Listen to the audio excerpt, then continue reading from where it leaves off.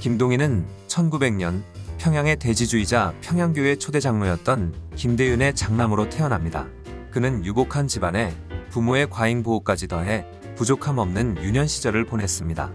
김동인은 기독교 학교였던 송덕수 학교를 거쳐 1912년 숭실학교에 입학합니다. 하지만 중퇴 후 1914년 일본으로 유학을 갑니다.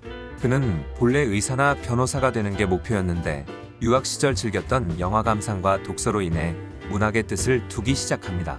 그 당시 김동인이 가장 존경했던 작가는 톨스토이였습니다. 1917년 아버지가 사망하자 김동인은 많은 재산을 상속받습니다. 하지만 지나친 사치로 재산을 금방 탕진합니다. 레코드와 유리그릇, 진귀한 꽃들을 닥치는 대로 수집했고 옷과 구두도 항상 초고급으로 맞췄습니다.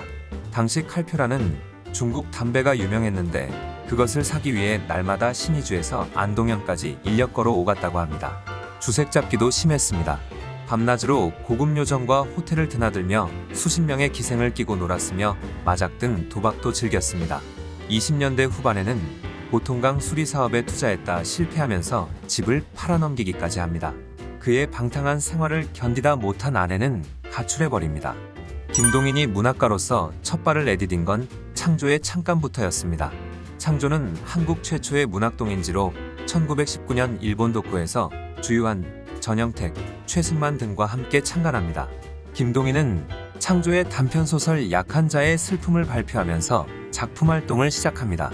김동인은 이광수의 계몽주의에 대항하여 문학의 순수성을 강조했습니다. 문학은 어떤 목적 없이 그 자체로 예술성을 지녀야 한다는 것인데 이는 근대 사실주의에 큰 영향을 끼칩니다. 또한 김동인은 문인은 순수하게 소설과 시만 써야 한다는 신조를 가지고 있었습니다. 그래서 동아일보 편집국장을 역임했던 이광수와 같은 신문사 기자를 역임했던 주요한을 디스합니다. 하지만 본인도 파산을 겪자 동아일보 기자로 일하게 됩니다. 김동인 소설의 가장 큰 특징으로 자연주의를 뽑을 수 있습니다. 자연주의란 자연법칙이나 환경이 인간을 지배한다고 믿는 문예사조를 말합니다. 소설 감자를 보면 주인공 공녀는 왕서방에게 몸을 팔고 또 그에게 비참한 죽임을 당합니다. 소설은 빈민굴이라는 환경을 비극의 원인으로 조명합니다.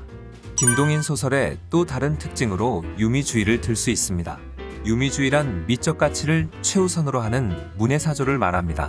광염소나타를 보면 주인공이 남의 집에 불을 지르고 살인을 하며 음악적 영감을 얻습니다. 그리고 소설은 주인공의 행동을 긍정적 시각에서 바라봅니다. 이는 글만 잘 쓰면 장땡이라는 작가의 성격을 반영하기도 합니다. 이외에도 김동인은 운영궁의 봄과 같은 역사소설과 붉은 산과 같은 민족주의 성향의 작품을 발표하는 등 스펙트럼이 굉장히 넓은 작가입니다. 또한 한국 최초로 문학비평과 SF 소설을 쓴 작가도 김동인입니다. 이광수가 한국 최초로 소설에 그라는 단어를 사용했다면 김동인은 최초로 그녀라는 단어를 사용한 작가입니다. 또한 김동인은 이광수의 현재형 시제 이다에서 발전하여 엿다와 같은 과거형 시제도 처음 도입하였습니다. 3인칭 서술자 시점을 발전시킨 것 또한 김동인의 업적 중 하나입니다. 이광수와 김동인은 각각 장편소설과 단편소설을 발전시킨 인물입니다. 그래서 둘은 라이벌로 많이 불렸는데 김동인이 특히 이광수를 향한 경쟁심이 강했습니다. 이광수가 수양대군을 비판하는 소설을 쓰자 김동인이 그에 대항하여 수양대군을 찬양하는 소설을 발표할 정도였습니다. 또 춘원연구라는 이광수에 대한 문학 비평도 발표했는데 구어체 문장, 인물 묘사 등에서는 긍정적인 평가를 했지만 그 외 대부분은 비판으로 내용을 채웠습니다. 김동인은 또 다른 자연주의 작가 염상섭도 디스합니다. 내막은 이렇습니다. 염상섭이 질투와 밥이라는 소설을 발표했는데 소설 내용이 김억의 사생활과 매우 흡사했습니다. 김억은 친구 김동인을 찾아가 복수해 줄 것을 부탁합니다. 그렇게 김동인이 발표한 소설이 발가락이 닮았다입니다.